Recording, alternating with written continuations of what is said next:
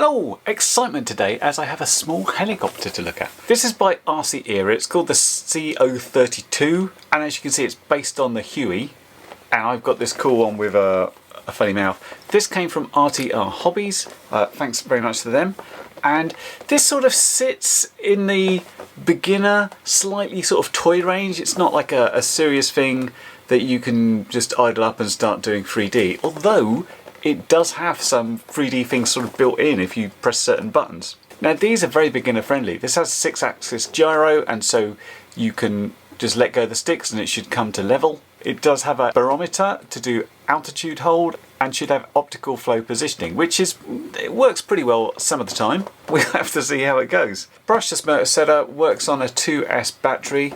Got quite a lot of bits in the box, so let's get a close up and see what it's all about.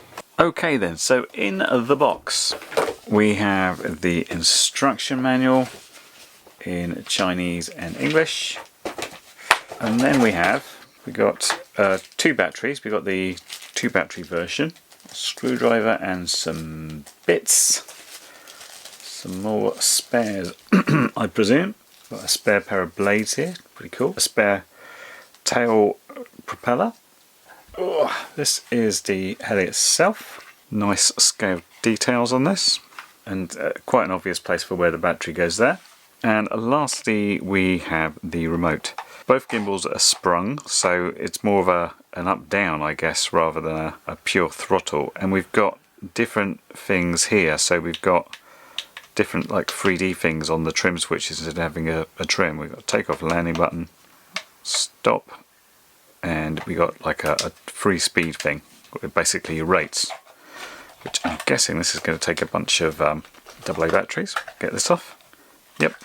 And it didn't have a charger in it, but just looking at the batteries, they seem to have a USB-C, so it's all very much self-contained, apart from the AA's you have to find for this. Right, cool. I'm going to read this, and then there's not much to do. We'll take it out and see if it flies. Okay, we're at the field. We're ready to fly. A little bit breezy. I did a test hover in the garden, and it got a bit squirrely when the wind was going, but let's see how it is here, because it tends to sort of whoosh around in circles of the enclosed garden. So, you know, we'll give it a go. What's the worst that can happen? But before we get on with the build, a quick word from our sponsor, which is PCBWay. PCBWay can prototype and assemble PCBs for you. If you design your own PCBs, then you are probably well aware of them. Now, I don't know much about PCB design, but with open source hardware becoming more popular, they'll give out Gerber files, which is all you need to get your PCBs made. In fact, if you go to the shared projects section on PCBWay.com, you'll be able to see lots of open source projects that you could get PCBWay to make for you. But it's not just PCBs. CNC machining, laser cutting, sheet metal bending, 3D printing and injection molding are just some of the extra things they can do, and in materials that are way out of reach for most hobbyists. So if you want to look at having them make something for you, check them out at PCBWay.com. Right, we're on 3 for speed, because I found it wasn't too fast. Let's just calibrate the gyro and then arm it, and we are spinning up. So it's not really holding position, is it? It's off somewhere.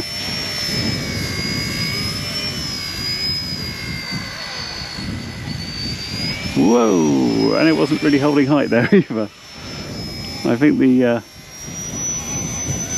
certainly the downwind section didn't help that much.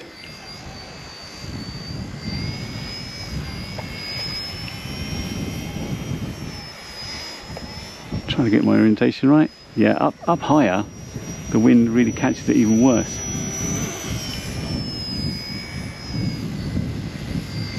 You have to spin it around to do stuff. So the stick is on a spring, so it just goes back to where it wants to, and it's supposed to stay at the same height. It's got a barrel on it. It seemed to work okay in the garden. Seems a bit more, apart from the fact it's drifting away solidly, it seems a little bit like it's struggling a little bit more. So this is its hands off, and it's fly in the wind. Oh look, it's trying to hold. It's holding. Hey, it's doing it. Yeah, I wouldn't rely on it, but it seems to do it.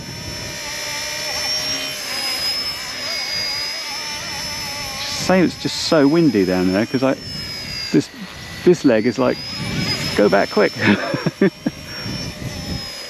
Right, so what's with these little funny switches then?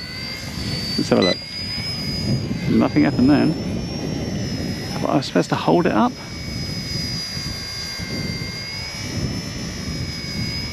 So I hold it up and I hold this over and it should... doesn't do anything. Like that is supposed to be mode 2 rolling over.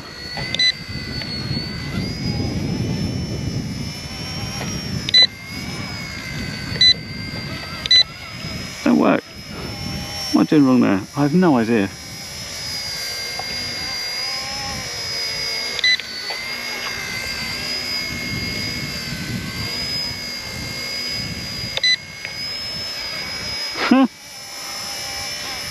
Hopefully I did not bring the instructions with me, but it said poke this button up, do that, and it should roll over.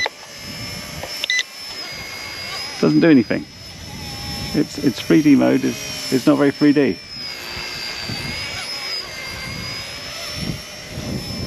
Go on, you can make it through that wind.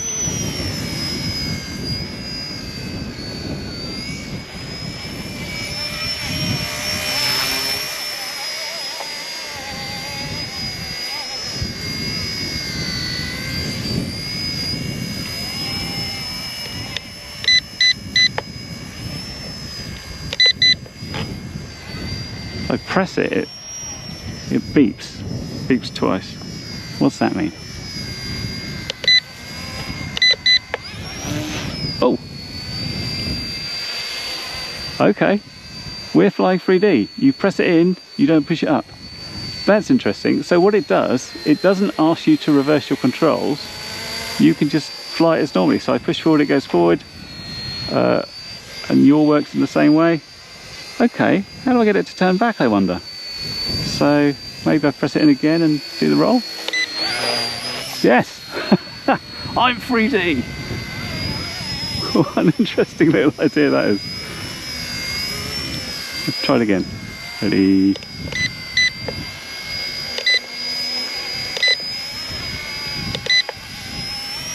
So it wants to be 3 meters up before it'll say, maybe it's... Yep, upside down again.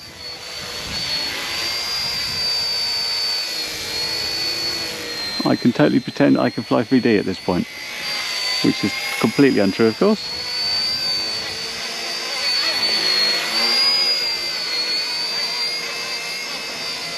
How very curious.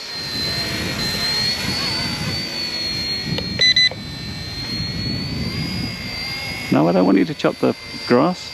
Turn back over. Nope. It's fine. Unless you get it stuck upside down, which can be a little bit of an issue. There we go.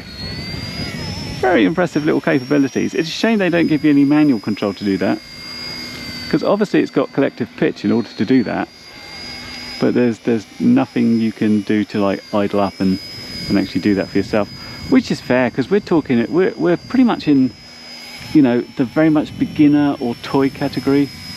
It's not what I would call a proper heli, mostly because you don't have the full control over it.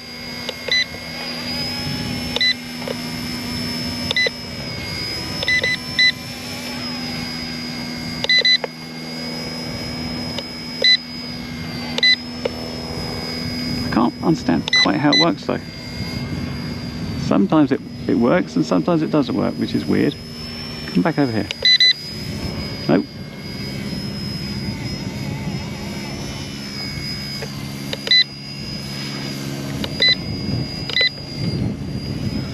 That's weird. Why is it giving one thing sometimes?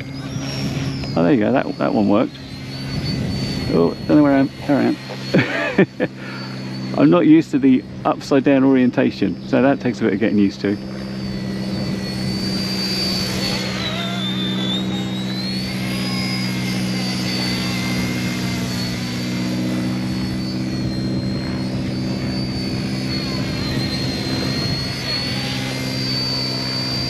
Okay. Nope. Come back out. Doesn't want to. I don't know if it's just me, but it seems to have less tilt going forward when it's upside down. Anyway, let's check the auto takeoff and landing mode. Let me just bring this down first. I'll try and get it on my mat.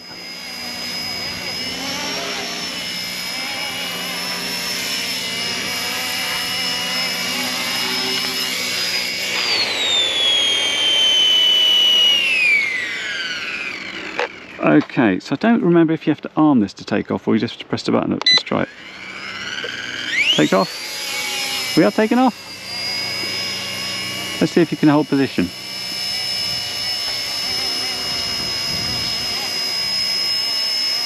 That's not too bad. Say there's a little bit of wind going on. I wonder if I can get some... Need a thumbnail. Oh.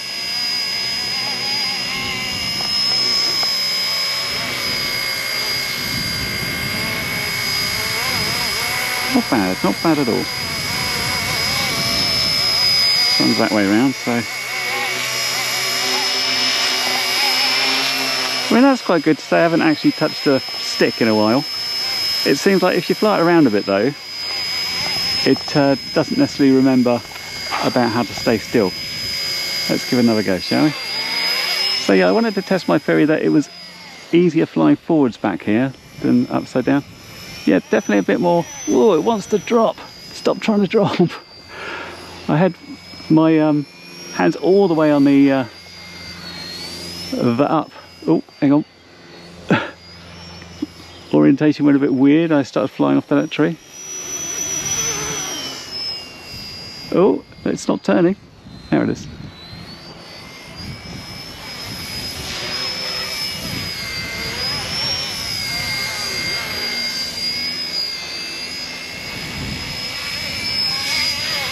The only pain is it's so windy in one direction. This is the upwind section, and the downwind section I literally get about a second with.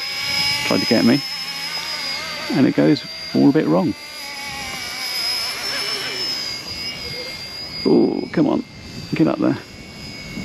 When you're putting the nose all the way down and going as fast as you can, it seems to drop height quite easily. So yeah, I have to get on the throttle there. So it's some sort of height hold if it's keeping still, not so much if it's going forward.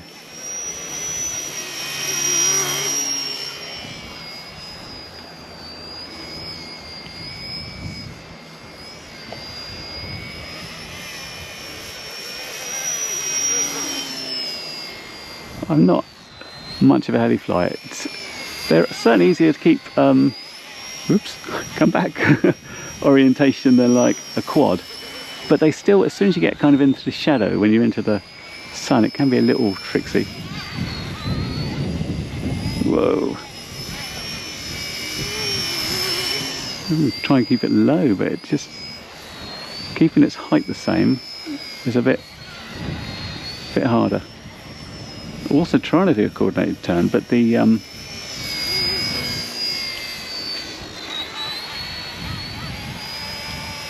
yaw is very fast. Let's try and go down to, this is speed number 2. I don't know if we'll make any progress going that way. So this is into wind, flat out, speed number 2. Oh, that's not bad. Again, I'm having to keep coming onto the throttle more. It doesn't want to put its tail around that. So let's see what speed number 1's like if we put it right into the stick all the way forward. Just stick all the way forward. I mean, it does speed up.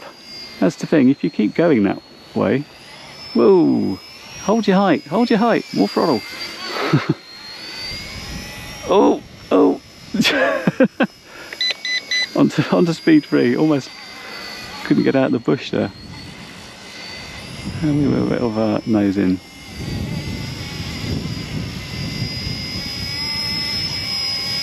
It's very easy when you've got stability to do things like nose in, because you can just let go to a certain extent. Oh, it just doesn't want to hold the height. And the throttle is Oh, that's my battery alarm. Let's bring it back. I'm hearing you, and I'm trying to get it in the right place. Right, come on. There is a land button, but I don't really want to do this where I'm going to hit grass, so let's go ahead and bring it down here if we can. Oh, right, that's the brilliant time to get all this bloody wind coming over.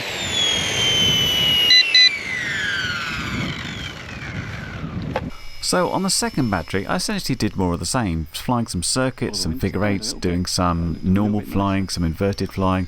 I landed after about 5 minutes because I decided I wanted to try and get some external shots which looked like this.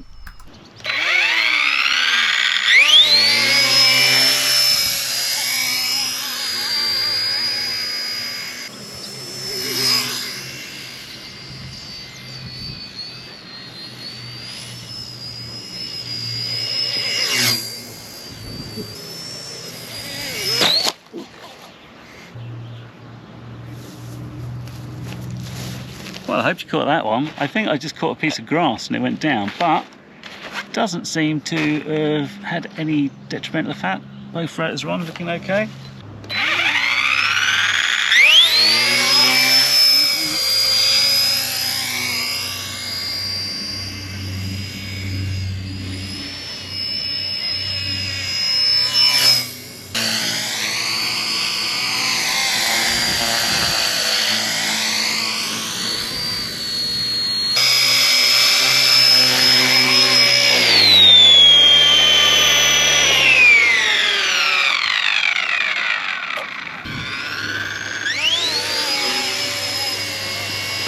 And we go hands off.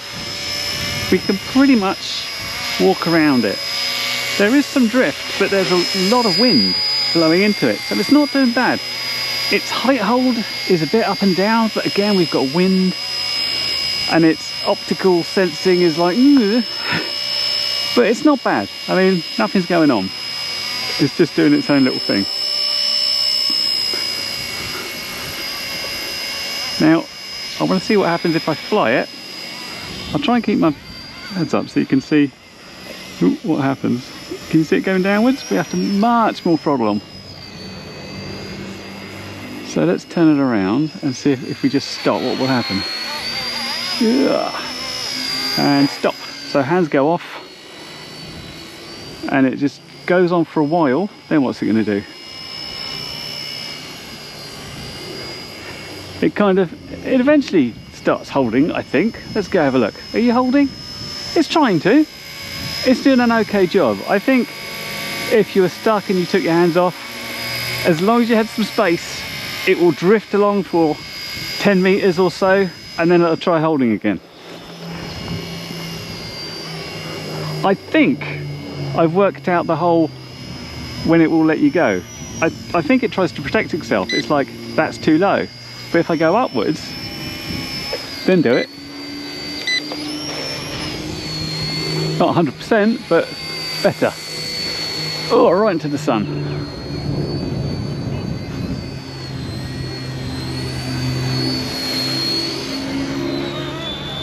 Upside down circuit.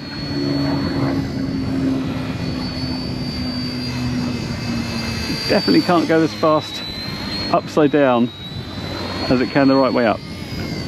Definitely wants to go into the grass as well. It's desperate to mow the grass. So again, I think if we try and up ourselves now, we're too low. But if again I go upwards, I tried a few times, we're back. We're back in the sun, but back over. So I think it's using its barometer to say, I'm not turning over, I'm too close to the ground. You can then fly it close to the ground, you just can't turn it back over again. Oh, and that sounds like our battery's going, so let's bring it on.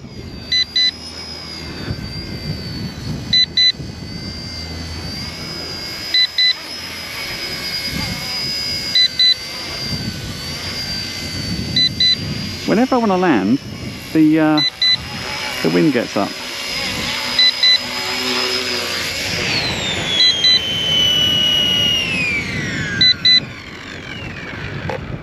Okay, that was a lot of fun to fly, and I'm often surprised, but pleasantly surprised, when I get these things that are somewhat on the beginner or the toy end of the market, but they work so well. And this was really fun. There are a few things I tried to film. I thought I was with my head mount. I didn't manage to. One is the position of the optical flow sensor, which I presume is this thing here. I don't know where the barrel is. And the way you load the battery, which is pretty simple. It just goes in like that, and you have a button to press there to power it on and power it back off. So first things first, very easy to fly. If you can just get your orientation and you know where you're pointing, it's pretty good. And if you get stuck, generally speaking, if you just let go of the sticks, it will eventually stop. For me, it took about 10-15 meters if I was flying fast to sort of stop and just sort of hold there. At that time, it does a fairly good job. It was pretty windy, and this is a very light little copter, and so the fact it could hold reasonably well was very good. What I did notice is I don't know if the baro has any effect whilst you're flying. I don't know if that's just for stopping. This wasn't covered in the manual. You heard me say several times, as I was flying forward, it would drop, and I would have to wrestle a bit with the throttle, and the throttle's not super like precise. I couldn't get the point where it would just carry itself onwards. It was like either going up or down, so it was porpoising a little bit like that. And yes, it was actually in the manual on this page about be 3 meters up before you can roll it over or roll it back. I'd forgotten the manual. I meant to bring it, so I kind of had to work that out as I was going. But it was good fun to sort of wander around sort of stuck upside down trying to figure out how you're going to land and stuff.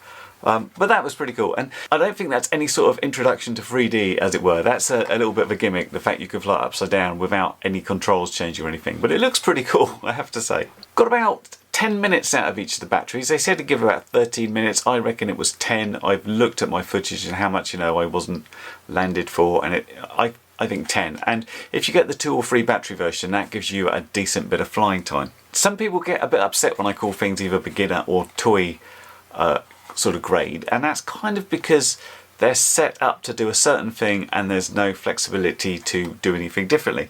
Unlike my little XK, which is much smaller, but it has a proper 3D system. You can idle up, you can 3D with it, and it has a 6-axis gyro, so you can fly it much like this. But flying this isn't gonna like hurt you. I mean, you won't be able to just go onto a better hobby grade heli and do the same things, but you can learn how to do things like orientation. You can get muscle memory on the sticks, so it's got an upgrade path. It just won't be like using this one, but that said, fun to fly around. So I said, many thanks again to RTR Hobby for sending this along, and there'll be a link down below if you want to check it out in more detail. Hope that video has been useful, and I will catch you in the next one. Bye for now. Well, you've made it to the end of the video, so thanks once again for watching. If you like what you saw, then please consider subscribing, and if you really like what you saw, then be sure to check out the link to my blog for a variety of ways in which you can help support this channel.